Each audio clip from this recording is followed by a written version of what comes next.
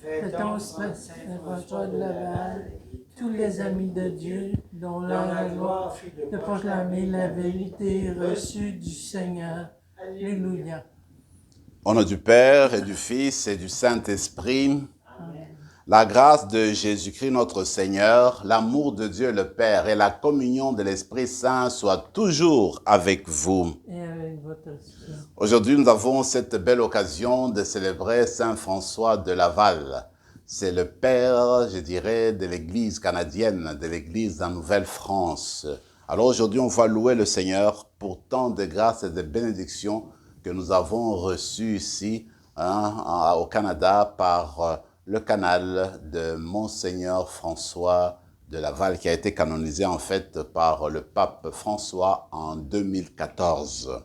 Alors aujourd'hui, nous allons demander au Seigneur qu'il bénisse cette terre canadienne, qu'il bénisse l'Église du Canada et qu'il nous permette, nous aussi, à la manière de François, de devenir des missionnaires d'aujourd'hui.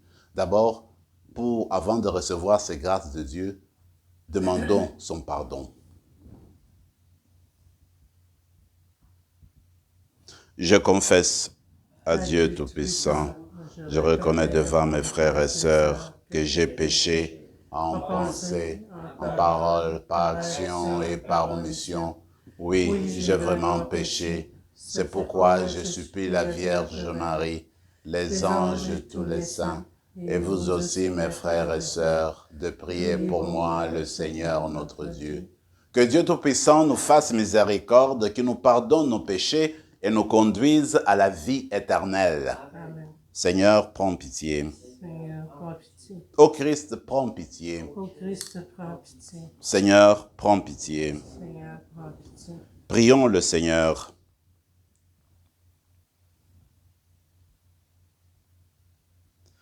Seigneur Dieu, tu as envoyé le Saint-Évêque François de Laval pour étendre le règne du Christ au Canada. Accorde-nous, à son intercession, d'accomplir l'œuvre missionnaire que nous devons faire comme chrétiens. Par Jésus-Christ, ton Fils, notre Seigneur et notre Dieu, qui règne avec toi et le Saint-Esprit maintenant et pour les siècles des siècles. Amen.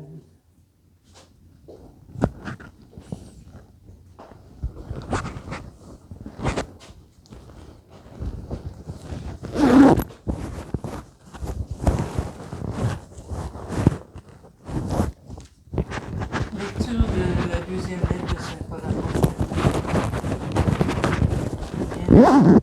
Devant Dieu et devant le Christ Jésus, qui va juger les vivants et les morts, je t'en conjure au nom de sa manifestation et de son règne.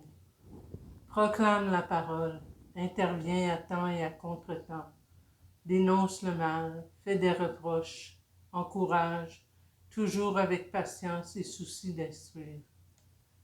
Un temps viendra où les gens ne supporteront plus l'enseignement de la saine doctrine, mais au gré de leurs caprices, ils iront se chercher une foule de maîtres pour calmer leur démangeaison d'entendre du nouveau.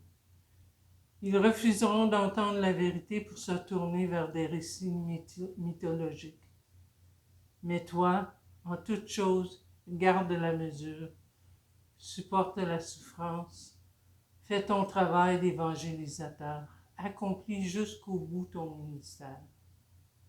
Parole du Seigneur. Nous rendons grâce à Dieu. Racontez à tous les peuples, à tous les peuples les merveilles du Seigneur. Racontez à tous les peuples les merveilles du Seigneur. Chantez au Seigneur un chant nouveau. Chantez au Seigneur terre entière. Chantez au Seigneur et bénissez son nom. Racontez à tous les peuples du Seigneur. De jour en jour, proclamez son salut. Racontez à tous les peuples sa gloire, à toutes les nations ses merveilles. Racontez à tous les peuples les merveilles du Seigneur. Rendez au Seigneur, famille des peuples, rendez au Seigneur la gloire et la puissance. Rendez au Seigneur la gloire de son nom. Racontez à tous les peuples du Seigneur. Allez dire aux nations, le Seigneur est roi. Le monde inébranlable tient bon. Il gouverne les peuples avec droiture. Racontez à tous les peuples les merveilles du Seigneur. Alléluia, alléluia. Alléluia. Je suis le bon pasteur, dit le Seigneur. Je connais mes brebis, pour elles je donne ma vie. Alléluia. Alléluia.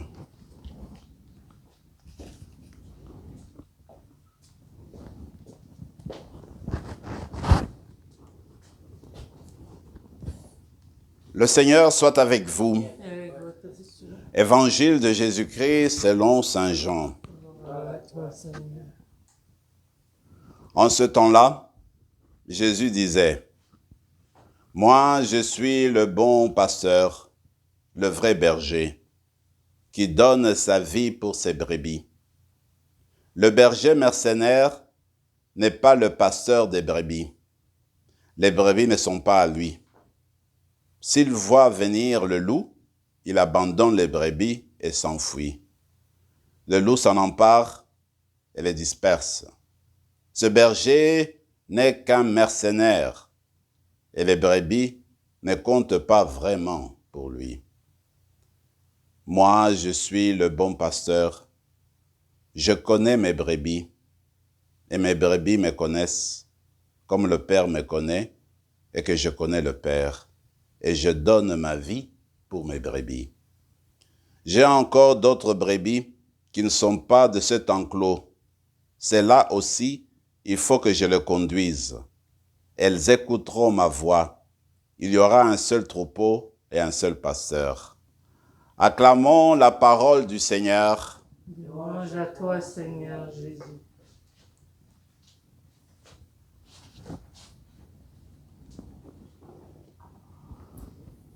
Monseigneur François de Laval, comme vous et moi, a eu aussi une famille. Alors, nous sommes au début du XVIIe siècle, nous sommes en France. Il est venu de la Normandie. Alors, on raconte que, bon, il appartenait à la noblesse. Alors, dans sa famille, il y avait 3 garçons, 3 filles. Ils étaient 6 chez eux. Lui était le 3e garçon, même le 3e enfant. Devant lui, donc, il y avait 2 frères, malheureusement, qui vont se faire militaires et puis mourir à la guerre. Alors, à ce moment-là, lui, François, est en train d'apprendre la théologie à Paris parce qu'il voulait devenir prêtre. Alors, quand sa mère apprend que ses grands frères sont morts à la guerre et que le domaine familial ne fonctionnait pas bien, était en faillite, le père de François était décédé déjà depuis quelques années, la mère demande à son fils François de renoncer à sa vocation, de revenir à la maison, de fonder une famille et de s'occuper de l'héritage familial. François réfléchit, il revient à la maison, il refuse de fonder la famille, d'épouser. Alors il se dit qu'il va se donner à sa famille pour un temps, pour, n'est-ce pas, arranger l'administration du domaine familial. C'est ce qu'il fait. Au bout de 2 ans, tout redevient normal. Alors il demande à son oncle, qui était évêque d'Évreux, de se faire ordonner prêtre. Et effectivement, il est ordonné prêtre. Je pense que c'est en 1658.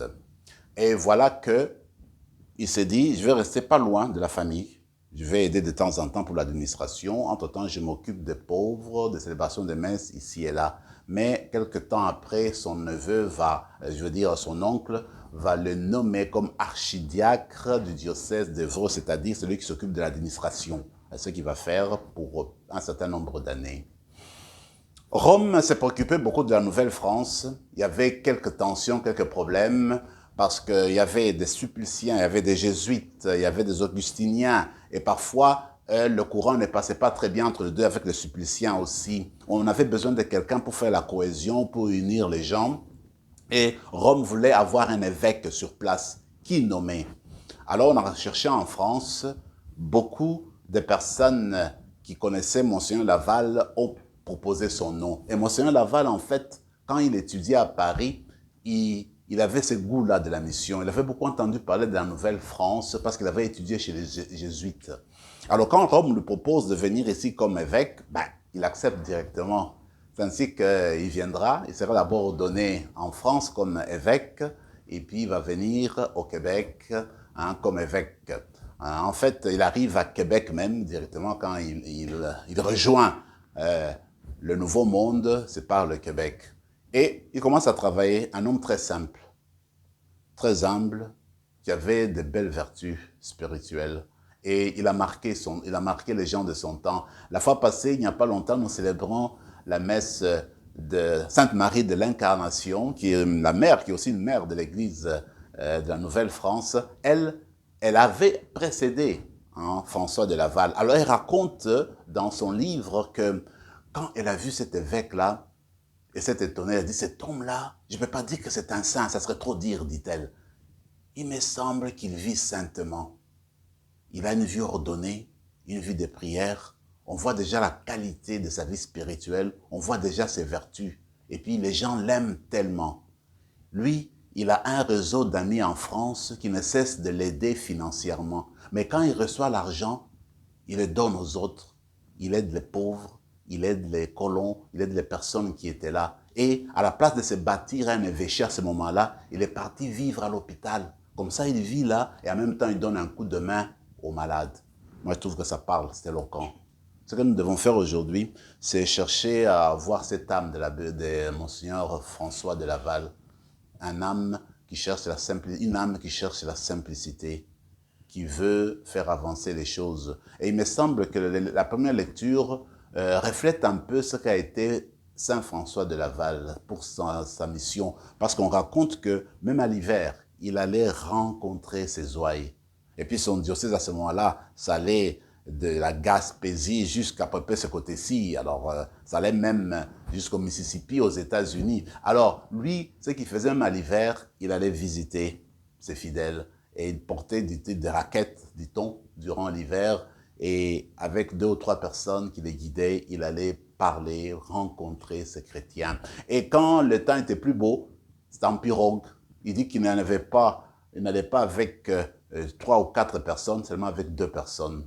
Une délégation très simple pour aller visiter les gens. C'est un homme simple et il faisait des choses de manière simple. Alors il a propagé la parole de Dieu. Ce qu'on disait aujourd'hui dans la première lecture, eh bien, Paul recommande à Timothée de prêcher à temps et à contre-temps.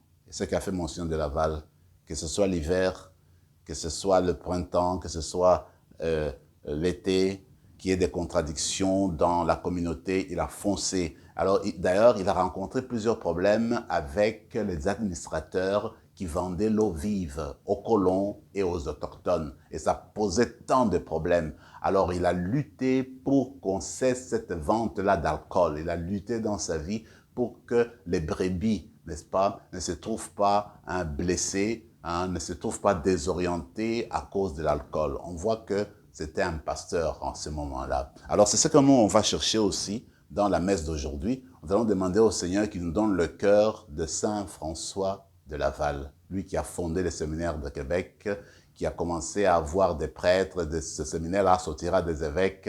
On sait que l'Église du Québec a joué un grand rôle dans la mission au 19e siècle. En partie, c'est grâce à ces séminaires-là de Québec que va fonder Monseigneur François de Laval. Avec l'Évangile, il y a une chose qui me frappe, surtout la finale, quand le Seigneur dit « J'ai des brebis qui ne sont pas dans cet enclos ». Moi, je trouve que quand le Seigneur a mis son doigt sur Monseigneur de Laval au XVIIe siècle pour qu'il vienne ici en Nouvelle-France, c'est parce qu'il voulait. Il connaissait qu'il y avait des brebis qui n'appartenaient pas à son enclos, qui était l'Église universelle. Alors là, on voyait Monseigneur de Laval pour que les brebis qui se trouvaient ici entrent aussi dans le même enclos. Et il me semble qu'aujourd'hui encore, nous qui sommes ici, nous pouvons continuer cette mission-là de Monseigneur de Laval avec le souci d'emmener au Seigneur, d'être des missionnaires pour le Seigneur, pour que les gens qui sont en dehors, qui ne connaissent pas le nom de Jésus, eh bien, qu'on arrive à le faire connaître et à le faire aimer par notre dire et par notre faire. C'est ce que nous allons demander. Regardez, nous sommes dans le mois de Marie. Et puis l'évangile parle de demeurer en moi. C'est ce que le Seigneur dit, hein, comme des sarments, comme la vigne, les sarments qui sont rattachés à la vigne. Alors quand on demeure dans le Seigneur, eh bien, le Seigneur commence à faire sortir des fruits en nous. Marie est celle-là qui a reçu dans son cœur l'enfant Dieu. Et l'enfant Dieu a pris son humanité dans son cœur, dans son corps. Alors nous autres aussi, à la manière de Marie, comme enseignant de Laval, eh bien, ouvrons notre cœur, désirons d'avoir cet enfant en nous. Alors quand on l'a en nous, alors on deviendra des missionnaires parfaits. On saura le donner aux autres avec générosité, comme l'a fait la Mère de Dieu, comme l'a fait Monseigneur de Laval. Et c'est la grâce qu'on va demander aujourd'hui, en ce mois-ci, en ce jour-ci du mois de mai. Que la célébration que nous vivons maintenant puisse nous faire grandir dans l'amour pour Dieu et dans l'amour pour les autres. Amen.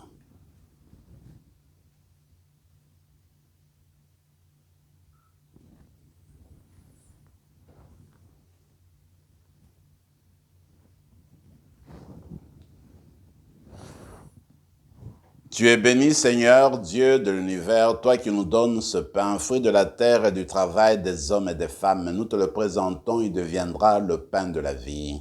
Béni soit Dieu maintenant et toujours.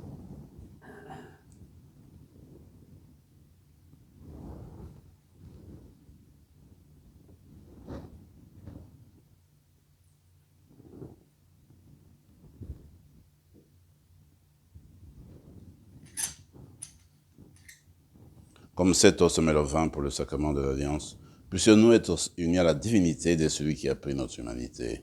Tu es béni, Seigneur, Dieu de l'univers, toi qui nous donnes ce vin, fruit de la vigne et du travail des hommes et des femmes. Nous te le présentons, il deviendra le vin du royaume éternel. Béni soit Dieu maintenant et toujours. Humbles et pauvres, nous te supplions, Seigneur, accueille-nous, que notre sacrifice en ce jour trouve grâce devant toi. Lave-nous de nos fautes, Seigneur, purifie-nous de nos péchés.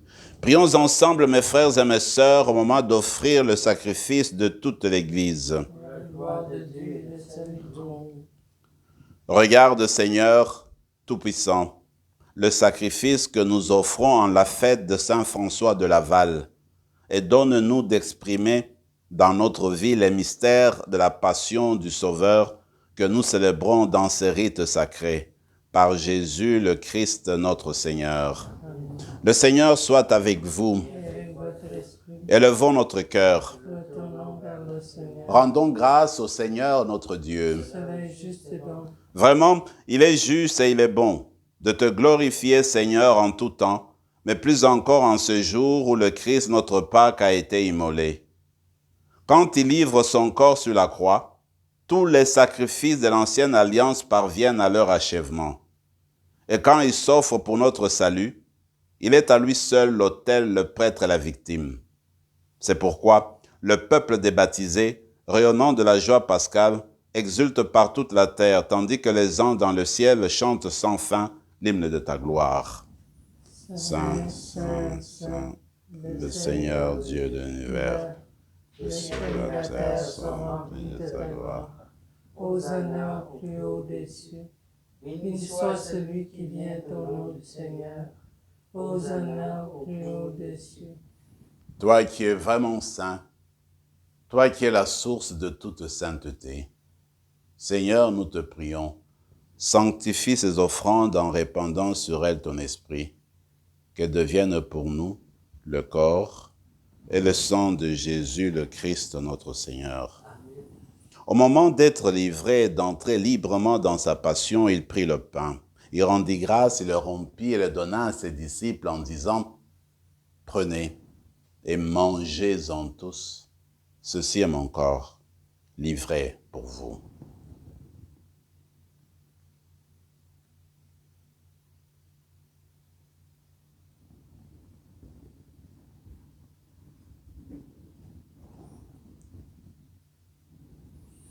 De même, à la fin du repas, il prit la coupe.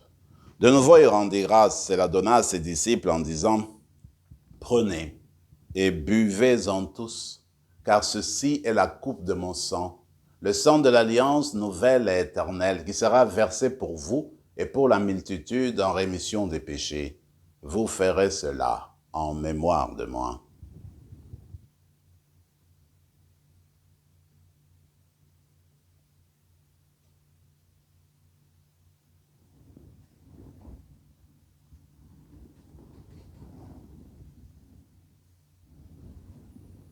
Quand nous mangeons ce pain et buvons à cette coupe, nous célébrons le mystère de la foi. Nous rappelons ta mort, Seigneur Jésus, et nous attendons que tu viennes. Faisant ici mémoire de la mort et de la résurrection de ton Fils, nous t'offrons, Seigneur, le pain de la vie et la coupe du salut. Et nous te rendons grâce car tu nous as choisis pour servir en ta présence. Humblement, nous te demandons qu'en ayant part au corps et au sang du Christ, nous soyons rassemblés par l'Esprit Saint en un seul corps. Souviens-toi, Seigneur, de ton Église répandue à travers le monde. Fais-la grandir dans ta charité avec le pape François, notre évêque Marcel et tous ceux qui ont la charge de ton peuple. Souviens-toi aussi de nos frères et sœurs qui se sont endormis dans l'espérance de la résurrection et de tous les hommes, de toutes les femmes qui ont quitté cette vie. Reçois-les dans ta lumière auprès de toi. Sur nous tous, enfin, nous implorons ta bonté. Permets qu'avec la Vierge Marie, la bienheureuse Mère de Dieu, avec les apôtres, Saint Rémy et les saints de tous les temps qui ont vécu dans ton amitié, nous ayons part à la vie éternelle et que nous chantions ta louange par Jésus-Christ, ton Fils bien-aimé. Par lui, avec lui et en lui, à toi, Dieu le Père Tout-Puissant, dans l'unité du Saint-Esprit, tout honneur et toute gloire pour les siècles des siècles. Amen. Nous allons porter une intention spéciale à un couple que nous connaissons bien. C'est sûr que beaucoup de couples peuvent vivre des moments difficiles. Alors nous allons offrir cette épreuve-là de ce couple que nous connaissons, et puis que le Seigneur puisse le bénir et puis le faire sortir de ce moment difficile. Ensemble, notre Père qui es aux cieux, que ton nom soit sanctifié, que ton règne vienne, que ta volonté soit faite sur la terre comme au ciel. Donne-nous aujourd'hui notre pain de ce jour. Pardonne-nous nos offenses, comme nous pardonnons aussi à ceux qui nous ont offensés. Et ne nous laisse pas entrer en tentation, mais délivre-nous du mal. Délivre-nous de tout mal, Seigneur, et donne la paix à notre temps. Par ta miséricorde, libère-nous du péché. Rassure-nous devant les épreuves en cette vie où nous espérons le bonheur que tu promets, l'avènement de Jésus-Christ, notre Sauveur. Car c'est toi qu'appartiennent le règne, la puissance et la gloire. Pour le siècle des siècles. Seigneur Jésus-Christ, tu as dit à tes apôtres, je vous laisse la paix, je vous donne ma paix. Ne regarde pas nos péchés, mais la foi de ton Église. Pour que ta volonté s'accomplisse, donne-lui toujours cette paix et conduis-la vers l'unité parfaite, toi qui règnes pour les siècles des siècles. Amen. Que la paix du Seigneur soit toujours avec vous. Et avec votre esprit. Agneau de Dieu, qui enlève les péchés du monde. Prends pitié de nous. Agneau de Dieu qui enlève le péché du monde. Prends pitié de nous. Agneau de Dieu qui enlève le péché du monde. Donne-nous la paix. Seigneur Jésus-Christ, que cette communion à ton corps et à ton sang n'entraîne pour nous ni jugement ni condamnation, mais qu'elle soutienne notre esprit et notre corps et nous donne la guérison. Heureux les invités au repas du Seigneur, voici le ressuscité, il est l'agneau de Dieu qui enlève le péché du monde. Seigneur, je ne suis pas digne de te recevoir, mais dis seulement une parole et je serai. Que le corps et le sang du Christ nous gardent pour la vie éternelle. Amen.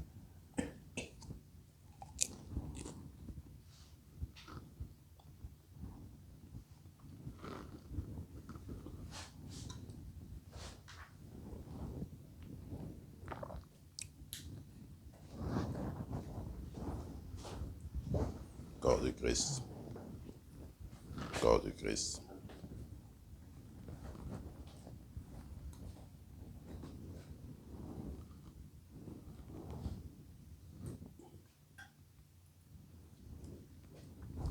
Le Seigneur est le bon pasteur, nous sommes ses brebis. Il connaît chacune d'entre nous par son nom.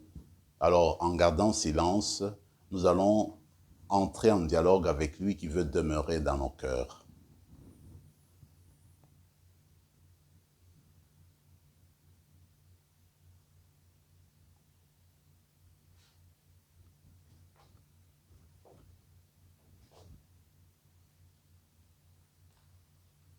Parole du Seigneur Dieu. C'est moi qui ferai paître mon troupeau, et c'est moi qui le ferai reposer. Alléluia. Prions le Seigneur. Par la grâce de cette Eucharistie, Seigneur, affermis tes serviteurs et tes servantes dans la vérité de la foi, qu'ils en témoignent partout, de bouche et de cœur, à l'exemple de saint François de Laval, qui consacra toute sa vie à faire connaître l'Évangile, par Jésus le Christ, notre Seigneur. Amen. Le Seigneur soit avec vous, et que Dieu Tout-Puissant vous bénisse, le Père, le Fils et le Saint-Esprit. Allez dans la paix du Christ.